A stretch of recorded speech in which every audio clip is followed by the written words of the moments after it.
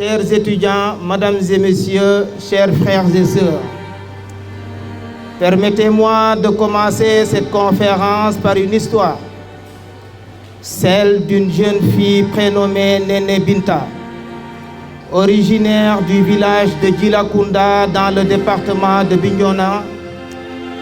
En 2004, alors qu'elle n'avait que 8 ans, les combats en factions armées ont approché dangereusement de son village.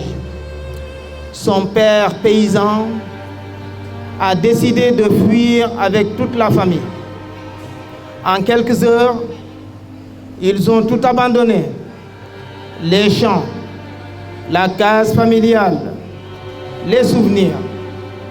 Mais avant de partir, Néné Binta a couru dans sa petite chambre. Elle a pris son cahier de dictée, l'a glissé dans un sac plastique, puis l'a enterré derrière le baobab de la cour, là où elle jouait autrefois. Quand la paix reviendra, je reviendrai et je réécrirai dessus, a-t-elle dit à sa maman. Pendant près de 15 ans, la famille a vécu à Ziguinchor dans des conditions difficiles. Néné Binta a grandi, étudié, tenu bon.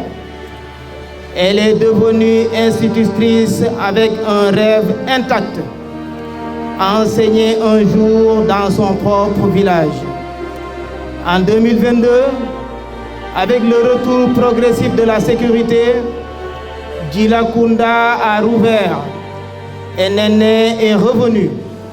Elle a retrouvé le vieux baobab, elle a creusé, et là, dans un sachet décomposé un peu humide, était encore le cahier d'enfance avec les lettres tremblantes d'une fillette de 8 ans, paix, famille, savoir.